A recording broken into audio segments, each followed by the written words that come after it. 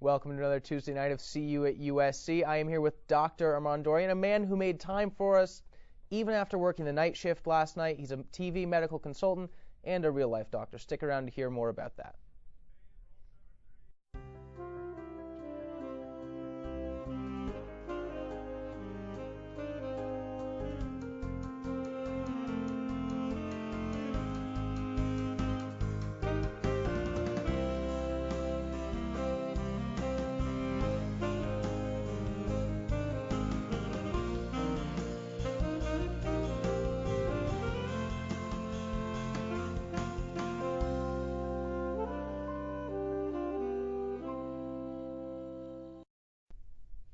Welcome back to See You at USC. Like every Tuesday, I'm your host, Callum Hayes. Like I said, we're here with Dr. Armand Dorian.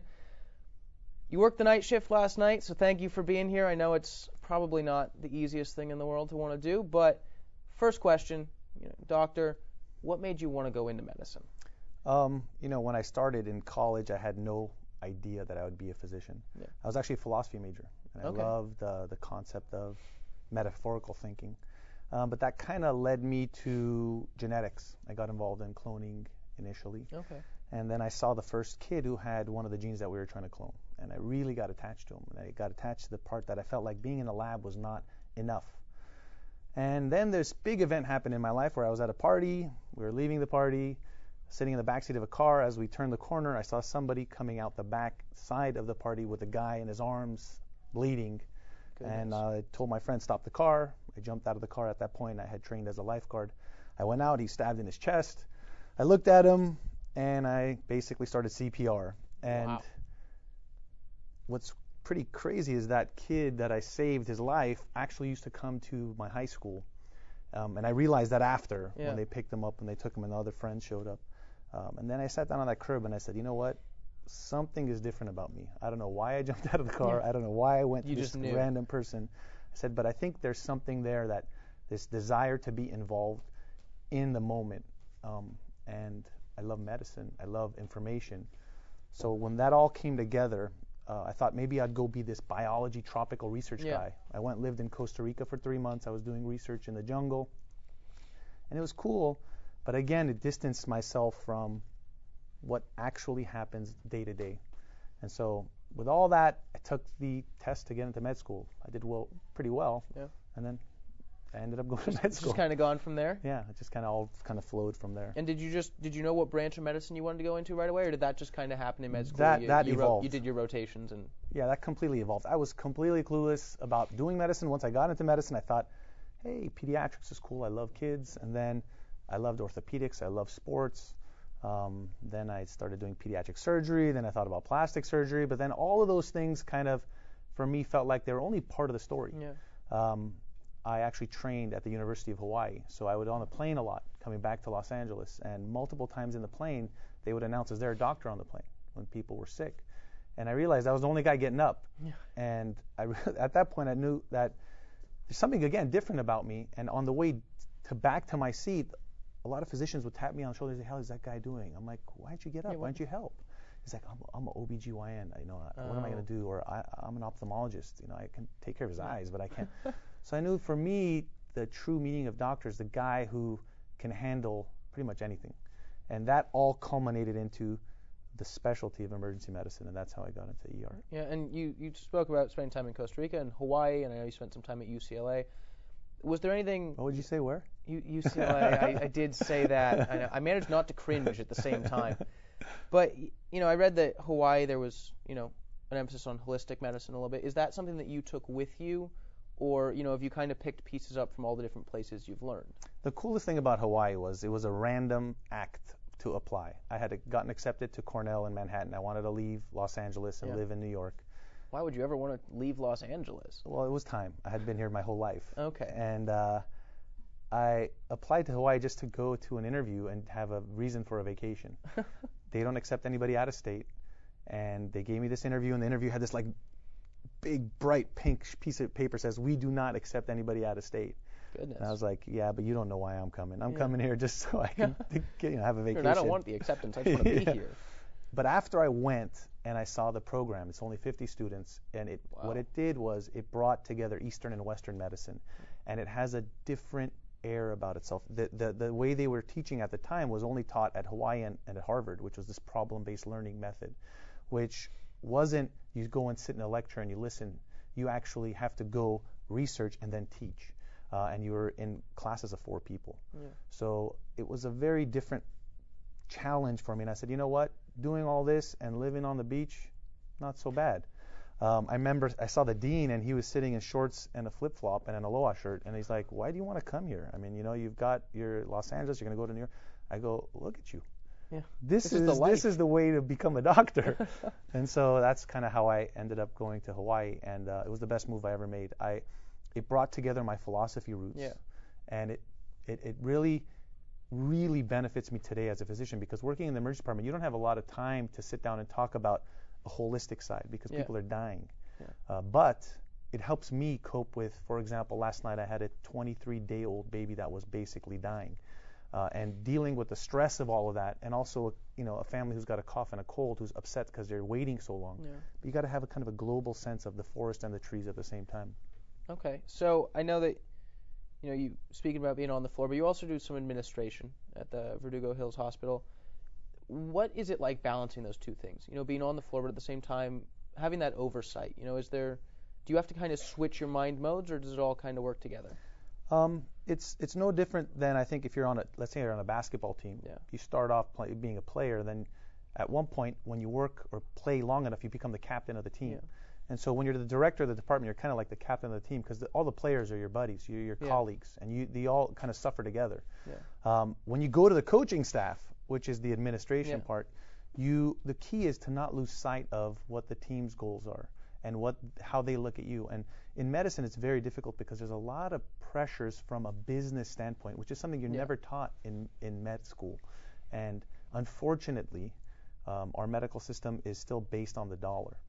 And understanding that and dealing with that is very difficult, but it's a really good lesson, and I'm happy to have both kind of balls in the air to be able to juggle them. And kind of jumping to a different topic, you also have done some consulting for medical TV shows, but at the same time, you were a big part of Untold Stories from the ER, and we actually have a clip to that we're going to throw to real quick, and then when we come back, you can tell us more about that. Sounds so good. Here we go.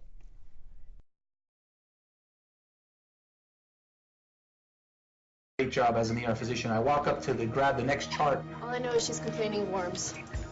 Worms. It just says, I've got worms inside of me, and it's put in quotation marks. Kate, can you do me a favor? Can you grab some stool samples, containers, and bring them with me to the bed? Sure, then we just go wash up. Okay, thanks a lot. I'm thinking of possible parasites that this patient might have. I'm thinking of what area did she perhaps travel to? Hi, dear Ms. Frida. What's the matter, dear? The patient is not 100% with regards to her mental status. She is a little off. What brings you to the ER? How can I help you? I've got worms in me. Yeah, I saw that on the note by the nurse. What do you mean you've got worms in you? I have worms in me?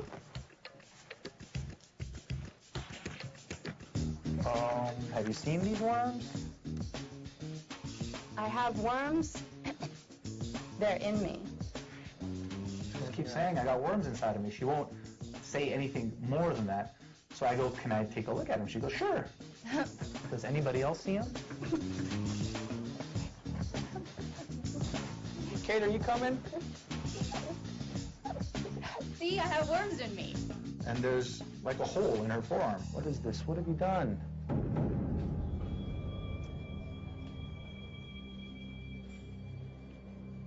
How do I? Her arm still, but first question, how do you get involved with something like that? You know, you go from medicine to all of a sudden you're on television practicing medicine. With the Learning Channel, was pretty random. You know, I wasn't part of any media at the time, and I used to get a bunch of emails that I thought were just spam, and they're like, can you tell us a story? We need stories for medical shows, and I kept just deleting them.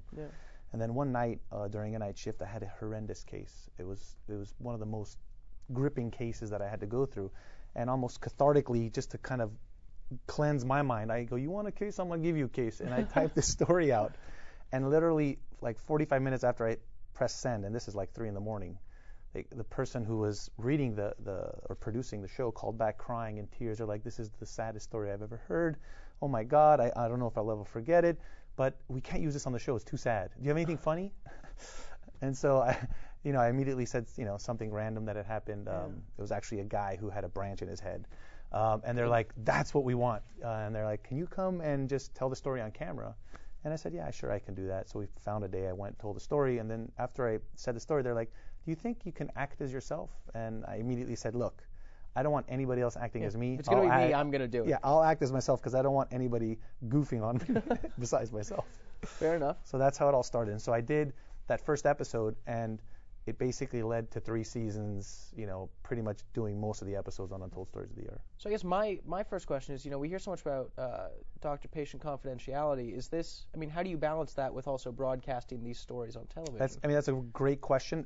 Before HIPAA, which is the rules and regulations for allowing medical information out, being established, medical shows used to go into the hospitals and show everything. Yeah.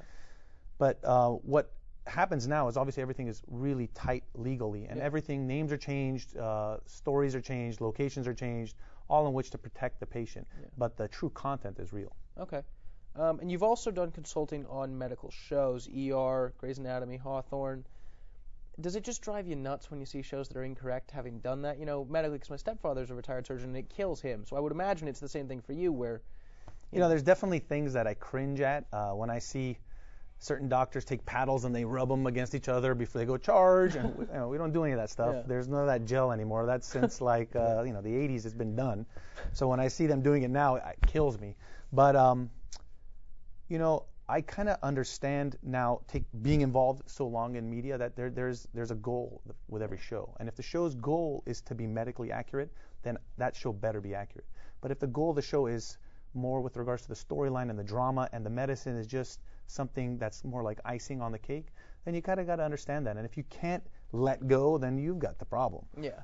So, but I really appreciate whenever medicine intertwines in any story, because the power of unconscious learning, and what I mean by that is when there's a good medical show and there's other plot line or drama to it, if you watch the show and you don't realize that you're learning about heart attacks and the fact that, smoking isn't good for me, but you leave there and you go and tell your buddy, hey, but man, you got to stop smoking. That power of a good show is millions of people watch that show. I can sit there in the emergency department, see 50 people a day. It doesn't have that same effect. So that's the beauty of having a good show in media. We've about a minute here before we go to break. How is that something you got involved in? What was the catalyst for you becoming that consultant? Basically, I met a few people in the industry when doing the other shows, and I was introduced to ER. ER was my big break. When I became the medical consultant for ER, I got to work with great actors, great producers, and that basically catapulted me, through connections to pretty much the entire media world. Okay, well, we will come right back with more. Like I said, Dr. Dorian is a man with more balls in the air than I can count. He's got plenty coming out soon, so stick around and we will hear all about everything he has coming up.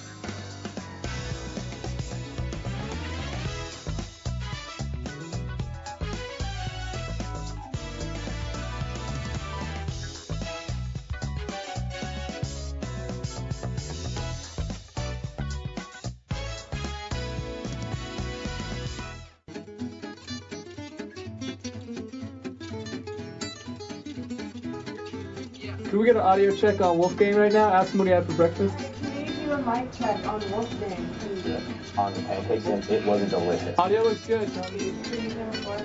All right, go ahead and do the intro.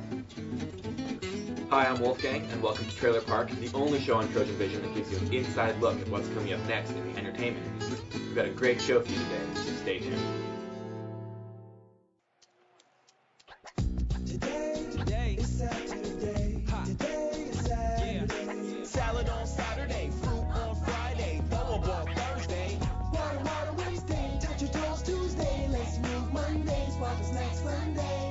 healthy children eat well and move a lot. And move a lot. And move a lot. Eat well and move a lot. 60 minutes of physical activity a day and eating well can help get your child healthy. So keep them active and eating well every day. Skip a rope Saturday, freeze tag Friday, tap dance Thursday. Whole grains Wednesday, try a veggie Tuesday. Let's move Monday, split the sweet Sunday. Eat well and move a lot. Today is Saturday. Today is Saturday. All the healthy children, all the healthy children. Get ideas. Get involved. Get going at letsmove.gov. That's letsmove.gov.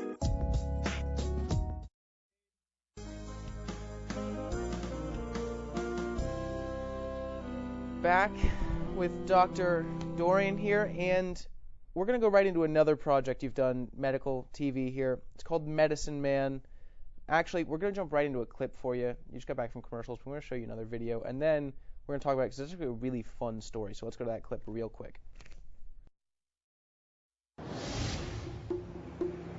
My name is Dr. Armand Dorian. Med school didn't prepare me for this. 8 years of emergency medicine didn't train me for this. Forget the fancy textbooks, the expensive medical equipment. All I have is what's on my back.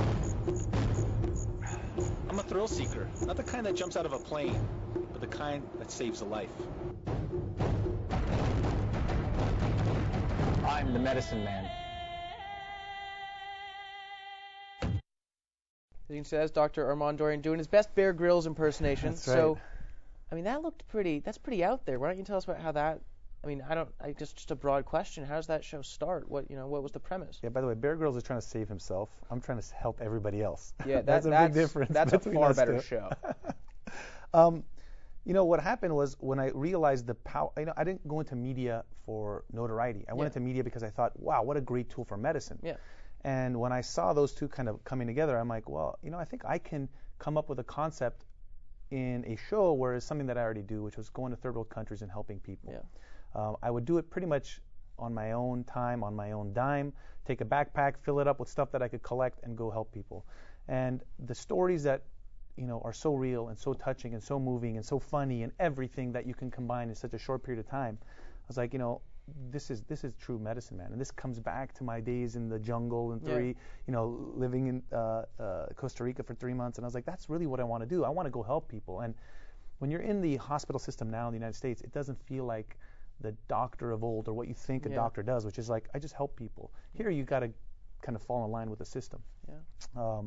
And the appreciation that you get working in a third world country is unreal. I mean, people would get in a line before I would even arrive to the country, waiting to be seen by me. And sometimes I had nothing to offer. Sometimes I just tell them, you know what, this is something that you're going to just have to deal with. Yeah. But they're more grateful than sometimes patients here that you save their life. So I kind of brought those two concepts together. I met a good friend of mine off of the show ER, which was John Stamos. I showed him my idea. He goes, this is brilliant. We got to bring it together. He helped me or made the introductions to Brillstein Entertainment Partners, which are my managing company. Okay. And they love the idea, and they're like, let's go. This is a no-brainer. I mean, and I met with a couple of production companies, one of which, to be unnamed, really loved it and said immediately, okay, tomorrow we're putting you on a plane and you're going for a year to this country and you're going to be there for a year. And I said, hold on. It's a Look, long time. I got family, I got kids, I got a lot of obligations, I got a lot of projects. I can't just pick up and leave. And they're like, look, it's all or nothing. Either you go or there's no show. And in that leveraging kind of way, I realized, you know what? I got my priorities. And I know that this project will happen, but it's got to happen the right way. And it wasn't for me to just leave everything just else. Not the right time. Yeah. So it's in the process of being done. And actually, there's a kind of a couple of twists to it where you think sometimes third world countries are outside of the United States, but sometimes our inner cities, or not even our inner cities, just 2 blocks from probably where you live, you'll realize that people who don't have access to care kind of dealing with the same things people in third world countries deal with. So maybe an urban medicine man may be around the corner. Okay. Well, that one will be on my DVR when it comes out. But other things you have gone, you also just had a drink come out. It's called Dox. Why don't you tell us a little bit about that? Okay, so the parent company is Dox, DOX. It's basically created by myself and another physician. And the idea of the company is Doc Solutions, where doctors provide solutions for everyday issues because we have this medical background. And the first retail product that we came up with is called cardio water. And we've all heard that red wine is good for you, right? We tell you guys drink a glass of red wine, it's good for you. We say one glass. Only if you're over 21. Trojan Vision does not promote underage drinking. I forgot about my demographic here. Yes, only over 21. But we only say one glass because the alcohol is detrimental after that. Yeah. And the ingredient in that red wine is called resveratrol. It's the French paradox. The French were smoking, eating bad foods, they weren't having heart attacks. And they realized in that red wine, it's this ingredient called resveratrol that Dr. Sinclair and his group out of Harvard figured out. Yeah. So I'm like, I have all this information. I know people need this ingredient. It's good for them. Why not pair it with something that somebody does every day unconsciously, which is drink? Yeah. So I put it in a drink called cardio water, and it's sold at health food stores like Whole Foods. Okay, and how do you see that just expanding all over the place, or are you just kind of trial run? Because it actually just came out, didn't it? Yeah, it's been a maybe 4-year process of developing. Yeah. But the new 4 flavors just launched. Okay. The one flavor's been out for about a year. But the concept is for it to be ubiquitous because I want you to not have to think about being healthy. It just happens. Okay. And that's my goal as a doctor, is to make it easy for you. Why should we make eating healthy difficult? Why does it have to be expensive and hard to get? But if you're going to already pick up that drink and drink it because you like it, but it's good for you, boom, we just nailed it. Works perfectly. And then just keep going with all the things you have here. This is amazing. You also there's a project called Life Kitchen that we talked a little bit before the show. Why don't you tell us about that? You said you partnered with one of the guys that used to help run McDonald's. Yeah, so in this process with our beverage, we've got to meet a lot of great people who are in this natural food space trying to change the diet of America. Yeah. And I got the fortune of meeting a gentleman named Mike Roberts, who used to be the ex-global president of all of McDonald's. That's a big position. That's a big position because it's probably more powerful than many presidents or prime ministers in many countries. He ran over 10,000 restaurants. And he started a project called Life Kitchen, where the concept is to create the same infrastructure like McDonald's has, but actually provide for foods that are super healthy. Nothing is over 500 calories. Everything is fresh. Everything in there is good for you. You could close your eyes, throw a dart to the menu, and you're actually doing yourself a favor. And in that process, he wanted some health ambassadors, and I became one of those ambassadors where we actually verify the stuff that they're doing and making sure it's good for them. And the first store was in Palo Alto. The second store now is in Culver City. And we're lucky enough in Los Angeles that they actually chose Los Angeles to be the second city to have the Life Kitchen. There's also going to be a retail brand, too, we can get at your grocery store. But it really is a revolutionary concept. They've got great chefs, Art Smith and Tal Ronan. These guys are from Oprah and Ellen. Yeah. It tastes good. It's affordable. It's going to be the revolution in food. And you said there's just a couple of stores open right now, but the plan is to kind of spread out. Yeah, the next 5 years there should be over 300. Okay, wow. And then one of the things that caught my eye when I was doing a little research was you have your own iPhone app, actually. And it seemed, seems like everyone has an app, but everyone's always on the phone using them. But you were saying that you're trying to make medicine more accessible through this. So how is that working? Yeah, I grew up in the age where email started and, the internet boom and information boom. And, information is king, everybody would say. But it's not true, especially not in medicine. It's comprehension is king. And if it's not palatable, it's useless. I could care less if you've got these, let's say, medical website pages where there's tons of information, but you don't know how to digest it. So I thought as a trial I'll make my own app where it's actually visual. It's small, short, 15 to 30-second clips about everyday problems that you have a question about. So I got a nosebleed. What do I do? Boom. You click on it, tells you what to do. I twisted my ankle. Do I really need x-rays?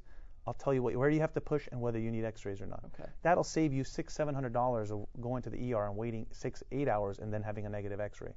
So that concept, I really think that we, especially for the students at USC right now or in med school right now, we've had revolutions like Facebook and Twitter in this information age.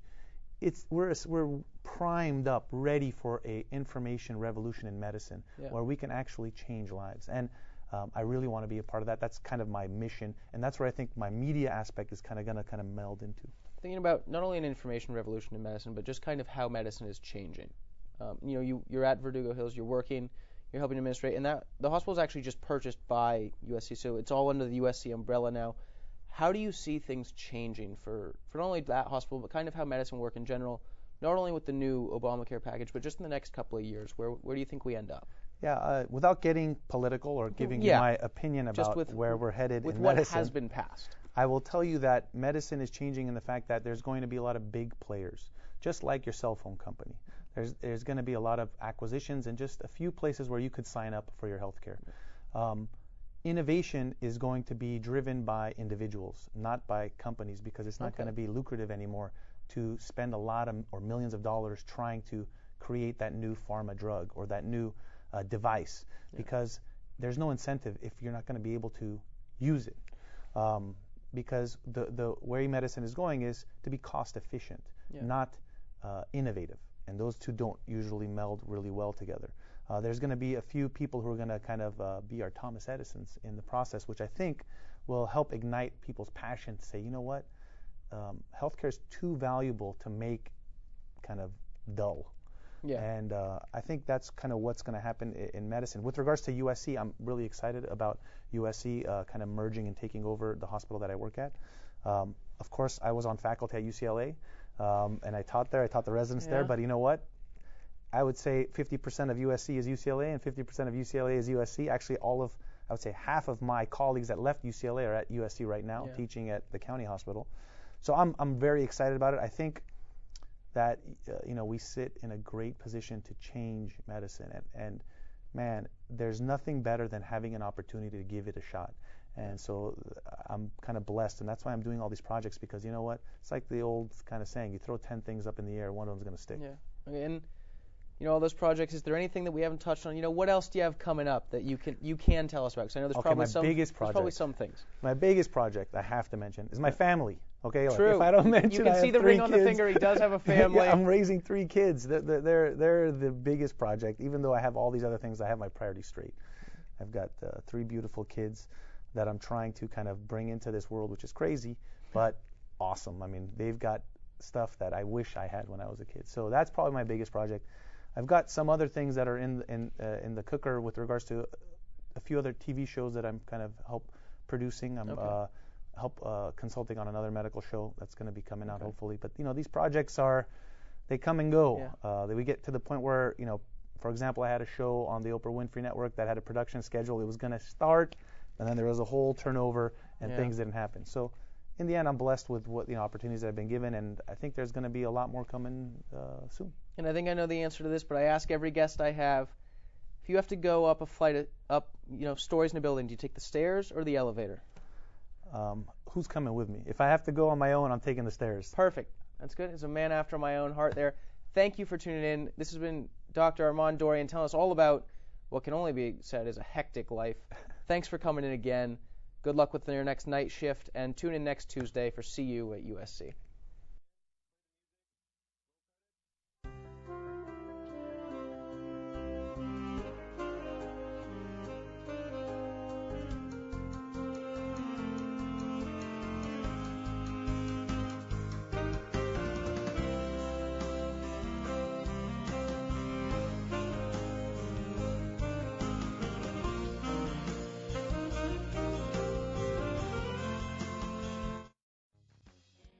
Watching Trojan Vision. For more of your favorite shows, check us out at trojanvision.com and like us on Facebook.